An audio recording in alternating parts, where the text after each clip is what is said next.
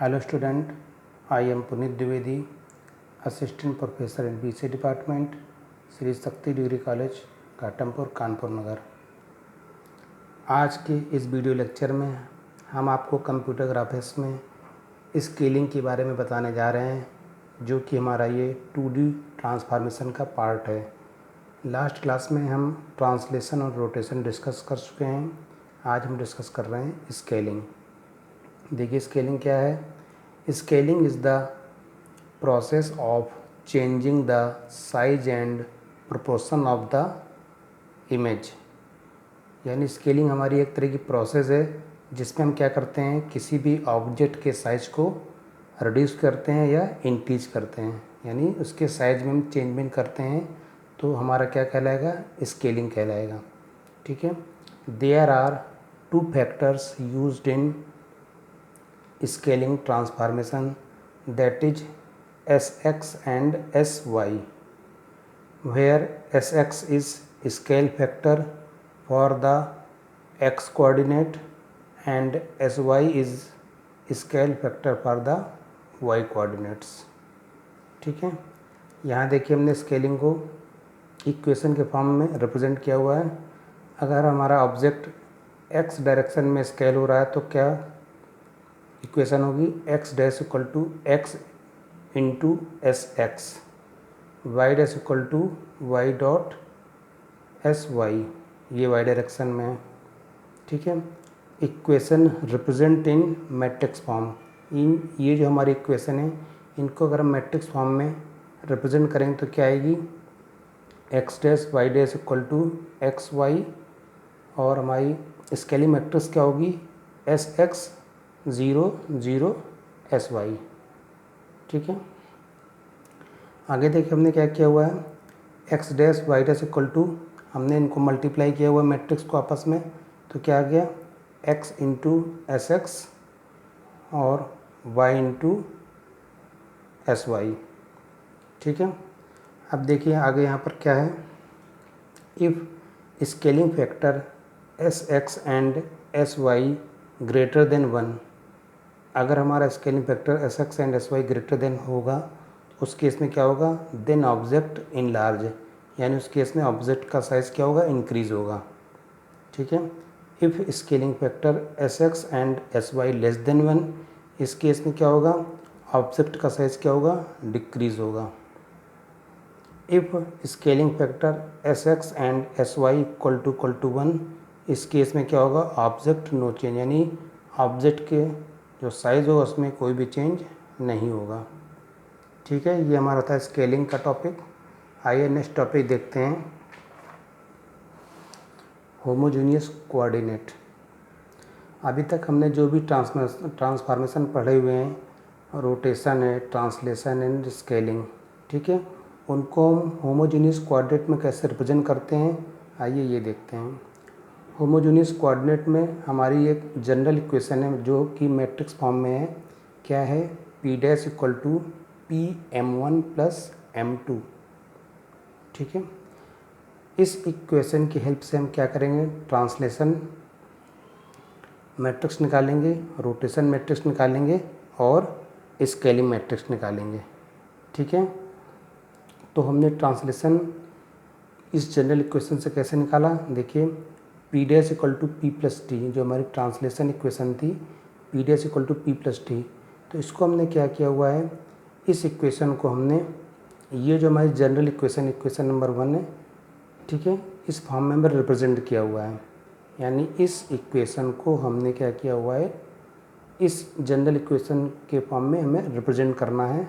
तो हमने देखिए क्या किया हुआ, पी डैश इक्वल टू क्या किया हुआ, पी लिखा हुआ है डॉट 1, यहाँ पे 1 का मल्टीप्लाई किया हुआ प्लस टी।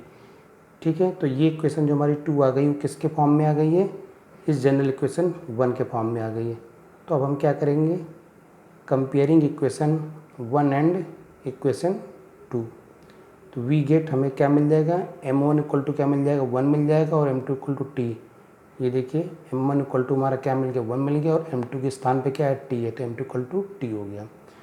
तो ये m1 जो हमारी क्या है, आइडेंटिटी मैट्रिक्स होगी, क्योंकि यहाँ पे 1 है, और टी हमारी यहाँ पर क्या है, ट्रांसलेशन मैट्रिक्स है। ठीक है। तो हमारे इक्वेशन ऑफ द ट्रांसलेशन क्या आ जाएगी, X dash Y dash equal to क्या आ जाएगा, एक्स वाई, ठीक है। और हमारी आइडेंटिटी मैट्रिक्स क्या हो जाएगी, 1 0 0 1 प्लस ट्रांसलेशन फैक्टर क्या हो जाएंगे, टी एक्स टी वाई, ठीक है। इसी तरह से हम क्या करेंगे, रोटेशन निकालेंगे। और रोटेशन मैट्रिक्स हमारी क्या होती है, इक्वेशन फॉर्म में P dash equal to P into R, ठीक है। इस इक्वेशन को भी हम जनरल इक्वेशन जो हमारी 1 थी, ठीक है, इसके फॉर्म में रिप्रेजेंट करेंगे तो क्या हो जाएगा, P dash equal to P into R. और इसमें जो एडिशन वाला पार्ट था m2 वो यहाँ पर नहीं है, तो यहाँ हम क्या कर देंगे +0। ये इक्वेशन नंबर 3 है। अब हम इक्वेशन नंबर 1 और 3 को कंपेयर करेंगे तो हमें क्या मिल जाएगा, m1 इक्वल टू आर मिल जाएगा, m2 इक्वल टू 0 मिल जाएगा, ठीक है। तो हमारी इक्वेशन ऑफ द रोटेशन क्या आ जाएगी, X dash Y dash matrix form में आ जाएगी, equal to x Y cos theta sine theta minus sine theta cos theta plus ये 0 है, इस 0 के स्थान पर हमने क्या लिखा हुआ है, 0 0, ठीक है। स्केलिंग देखिए कैसे निकाला गया है, P dash equal to P dot S, ठीक है, हमारी स्केलिंग इक्वेशन है। इसको हमने क्या किया हुआ है, इक्वेशन 1 के फॉर्म में रिप्रेजेंट करने के लिए P dash equal to P dot S plus m2 के हमने क्या लिखा हुआ, 0। अब इक्वेशन नंबर 1 को और इक्वेशन नंबर 4 को हम कंपेयर करेंगे तो क्या निकल कर आया, m1 इक्वल टू एस आ गया, m2 इक्वल टू 0 आ गया, ठीक है। तो इक्वेशन क्या हो जाएगी, X dash Y dash equal to हो जाएगी X Y S X 0 0 S Y, S x और एस वाई हमारे क्या स्केलिंग फैक्टर हैं, प्लस m2 का था हमारा 0, तो 0 0 हमने यहाँ पे लिख दिया यहाँ पर, ठीक है। ये हमारा टॉपिक हो गया होमोजेनियस कोऑर्डिनेट। नेक्स्ट टॉपिक हमारा है कंपोजिशन ऑफ 2D ट्रांसफॉर्मेशन। अब देखिए हमें कंपोजिशन ऑफ 2D ट्रांसफॉर्मेशन की ज़रूरत क्यों पड़ी, आइए हम देखते हैं इस डायग्राम की हेल्प से। मान लीजिए हमारा कोई ऑब्जेक्ट P है, ठीक है, जिसके कोऑर्डिनेट क्या हैं, एक्स वाई हैं। इस ऑब्जेक्ट P को हमने यहाँ पर क्या किया, ट्रांसलेट किया, ठीक है, यानी इसकी हमने पोजीशन चेंज की, ट्रांसलेट किया। फिर हमने क्या किया, ये पी एक्स वाई है, इसको हमने ट्रांसलेट करके कहाँ ले गए, यहाँ ले गए, ठीक है। सबसे पहले हमने इस पॉइंट को ट्रांसलेट करके कहाँ ले गए, यहाँ ले गए, इसको इस तरह से, ठीक है। ये हमारा मेन पॉइंट था पी एक्स वाई, इसको हम ट्रांसलेट करके यहाँ पे ले गए। फिर हमने इस ऑब्जेक्ट को क्या किया, एंटी क्लॉकवाइज डायरेक्शन में हमने क्या किया, रोटेट किया। इस पोजीशन पे रोटेट करने के बाद हमने क्या किया, इसको स्केलिंग किया, इस ऑब्जेक्ट के साइज़ को हमने इंक्रीज़ किया। इसके बाद फिर हमने इसको ट्रांसलेट करके हम क्या किया, हमने इसको हम यहाँ पर ले आए ऑब्जेक्ट को, ठीक है। फिर इस ऑब्जेक्ट को हमने एंटी क्लॉकवाइज फिर हमने यहाँ पर इसको मूव किया, तो हमारे नए कोऑर्डिनेट क्या आ गया, P dash X dash Y dash. यानी हम यहाँ पे क्या कर रहे हैं, कंटिन्यूस ट्रांसफॉर्मेशन कर रहे हैं। पहले हमारी ऑब्जेक्ट की पोजीशन ये थी, इसको भी हम ट्रांसलेट किया, उसके बाद हमने रोटेट किया, फिर स्केल किया, फिर ट्रांसलेट किया, फिर रोटेट किया।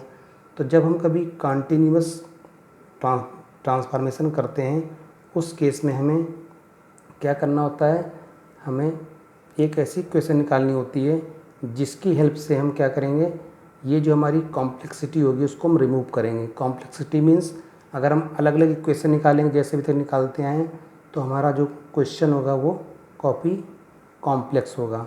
तो उस केस में हम क्या करेंगे, यहाँ पर एक जनरल मैट्रिक्स हम यहाँ पर क्रिएट करेंगे। जनरल मैट्रिक्स हमारे यहाँ पर क्या है, P dash equal to P m1 plus m2, जो हमने होमोजेनियस में यूज़ की हुई थी। यहाँ पे हम क्या करेंगे, इस इक्वेशन में इस बार रिमूव m2, इस m2 वाले पार्ट को क्या करेंगे, रिमूव कर देंगे, यानी कि यहाँ से हटा देंगे, ठीक है। ये m2 वाला पार्ट क्या है, एडिशन पार्ट ऑफ मैट्रिक्स है, ठीक है, मल्टीप्लिकेशन फॉर्म ऑफ मैट्रिक्स। इसको जब हम रिमूव कर देंगे तो ये इक्वेशन हमारी किस फॉर्म में आ जाएगी, मल्टीप्लिकेशन फॉर्म ऑफ मैट्रिक्स में रिप्रेजेंट हो जाएगी। तो देखते हैं इसको हम कैसे करते हैं। स्केल से हम क्या करेंगे, ट्रांसलेशन, रोटेशन और स्केलिंग मैट्रिक्स निकालेंगे। तो देखिए सबसे पहले हमने क्या किया हुआ है, होमोजेनियस कोऑर्डिनेट्स ऑफ ट्रांसफॉर्मेशन। हमारा क्या होता है, t इक्वल्स टू, यहाँ पे हमारी मैट्रिक्स है, ठीक है, ये जो सारी प्रोसेस हमें करनी पड़ी है वो हमने यहाँ पर क्यों किया है, अभी तक जो हम मैट्रिक्स यूज़ कर रहे थे वो हमारी 2x2 की थी। अब हमें यहाँ पे क्या करना होगा, कंपोजिशन ऑफ 2D ट्रांसफॉर्मेशन में हमें मैट्रिक्स को 3x3 में कन्वर्ट करना होगा। उसी के लिए हमने यहाँ पर इस तरह से इसको ट्रांसलेशन मैट्रिक्स को रिप्रेजेंट किया हुआ है। T = 1 0 0 0 1 0 TX TY translation factor है 1। ये हमारे x के कोऑर्डिनेट है, ये y के और ये w के। w देखिए कहाँ से आया, जब हम क्या करेंगे, जब हम कंटिन्यूस ट्रांसफॉर्मेशन करेंगे तो उस केस में हम एक नई एक्सिस और लेंगे w, ठीक है। ये w कोऑर्डिनेट हमारा एक डमी कोऑर्डिनेट होगा। डमी कोऑर्डिनेट मीन्स इसको हम यहाँ पे जब इस कोऑर्डिनेट को यूज़ करेंगे तो इसको इस तरह से यूज़ करेंगे कि इसकी वैल्यू का हमारी इक्वेशन पे कोई फ़र्क नहीं पड़ेगा, ठीक है। आइए आगे देखते हैं। तो हमारी कोऑर्डिनेट ऑफ ट्रांसफॉर्मेशन क्या आ जाएगा, पहले क्या होता था x डैश y डैश होता था, यहाँ पर हमने क्या किया w भी यूज़ किया हुआ, तो w जगह पे हमने यहाँ पे 1 यूज़ किया हुआ है, ठीक है। तो क्या हुआ, x dash y dash 1 = xy 1 और t की जगह पर क्या आ जाएगा, यही हमारी जो ट्रांसलेशन मैट्रिक्स है उसको हमने एज इट इज़ यहाँ पे लिख दिया हुआ 1 0 0 0 1 0 TX TY 1। तो ये जो हमारी इक्वेशन आई है ये हमारी होमोजीनियस कोऑर्डिनेट ऑफ ट्रांसफॉर्मेशन आई हुई है, ठीक है। नेक्स्ट है होमोजीनियस कोऑर्डिनेट्स फॉर रोटेशन।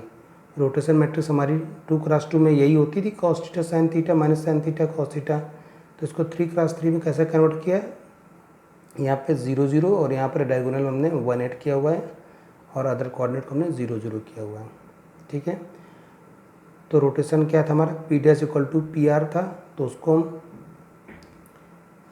कैसे लिखेंगे, x dash y dash 1 = xy 1 और क्या हो जाएगा cos theta sin theta 0 minus sin theta cos theta 0 0 0 1।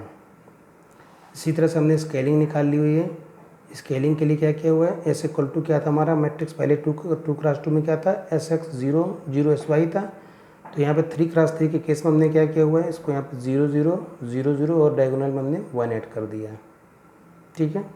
तो P डैश = PS कैसे निकल कर आया हमारा, इस इक्वेशन को मैट्रिक्स फॉर्म में कैसे लिखेंगे, P डैश हमारे कोऑर्डिनेट क्या है, x dash y dash 1 = P coordinate क्या है x y 1 और हमारा स्केलिंग फैक्टर क्या हो जाएगा, ये वाला मैं यहाँ पे लिख देंगे sx 0 0 0 sy 0 0 0 1।